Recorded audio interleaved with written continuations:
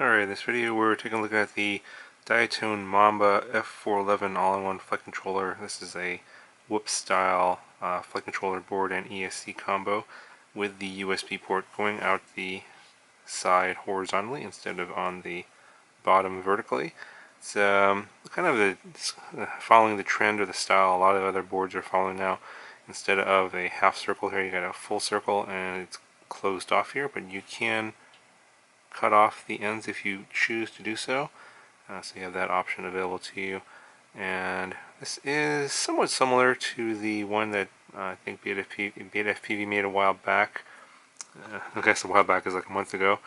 And I'll show you what it looks like, but the actual layout of the boards are different. And let's see here, let's line this. So this is 12 amps on the Beta FPV board, and the Diatone is 13 amps. I think it bursts to 15. They're both Maytech F411 targets, F4 chips, MPU 6000 gyro. Those are all the same. Betaflight OSD, and also D-Shot 600 ESC, so I guess it's BLS. Okay, so the AIO is right there, so that's the forward part of the board.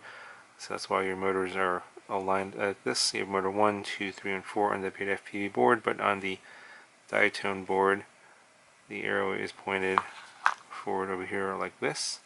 So the USB ports are going in opposite directions. I don't know if that makes much of a difference in terms of your build, but you can see the similarities in terms of like the design style and dimensions and everything. I guess there's only so many ways you can put together one of these whoop style all-in-one boards, but they decided to put the USB port on the other side.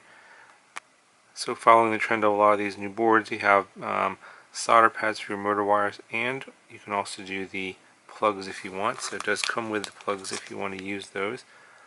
So they're in this bag here. You get an XD30, you get some rubber grommets, and you get a capacitor on here, and looks like it's a 220 microfarad 25 volt capacitor. So again, on the layout of this board here, you can see that motor 1 is over here, motor 2 is over here, 3 is over here, and motor 4 is over here. Now if you want to use the plugs and the solder pads, you could possibly put the plugs on the other side. So you do have solder pads and plug holes on either side, so you can put the plugs maybe on the top side or the bottom side, and then use the opposite side for the motor wires if you have different types of motors that don't have the plugs, for example. So there's a lot of versatility here. Okay, so let's go around the board real quick here. So you got some capacitors, you got a voltage regulator here. It's a 5 volt, I think it's a 2 amp voltage regulator. You got your MPU 6000 gyro there, your F4 chip here, Betaflight OSD here. I think these are your FETs for your ESCs. You got your boot button here, and this is where your battery leads are going to go over here, plus minus. Your leads over here for your LED and buzzer on this side.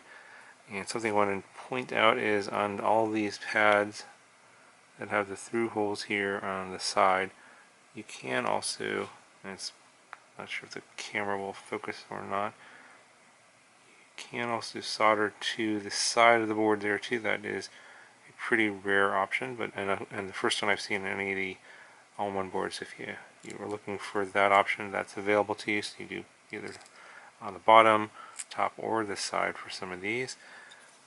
And on this side of the board, you've got your connections for your receivers. So you have ground 5 volts, you have 3.3 volts for Spectrum. You have RX1, that's going to be your uninverted for your iBus. Spectrum is going to be here. Then the pad here says SP. It's I think that's PPM or S bus, so that's going to be your inverted pad. And then TX1 here. I think that's going to be for your telemetry. And then you have RSSI. And then moving around to this side of the board, you have your connections for your video transmitter and camera. So 5 volts ground, video in, 5 volts ground, video out, and then TX2 is going to be for your smart audio or IRC tramp. And here's a look at the underside of the board. You got all your FETs and capacitors on here, and you can, as I said before, you can solder to the bottom or the top for all these pads. So I like this design. It's pretty similar to the Beta FPV one, which also works pretty well. And this is the trend you're going to be seeing for a lot of these whoop style all-in-one flight controller boards now, with the USB going out of the side. I think that's going to be better going forward. Okay, so let's do a quick weight comparison. Board by itself, 5.77, capacitor on there, 6.84, and then we throw in the XT30, about 7.8, and then throw in a couple of pieces of wire here. It's not the right gauge, but I'll give you a ballpark figure, about 8.6 grams. And if we're looking at the Beta FPV one, obviously a little bit thicker gauge wire, you got the capacitor and everything on here similar, it's a little bit heavier at 9.6 grams. Okay, so that's going to do it for this video. I will be putting this into a rebuild build pretty soon. Not exactly sure if you've seen that one yet or not.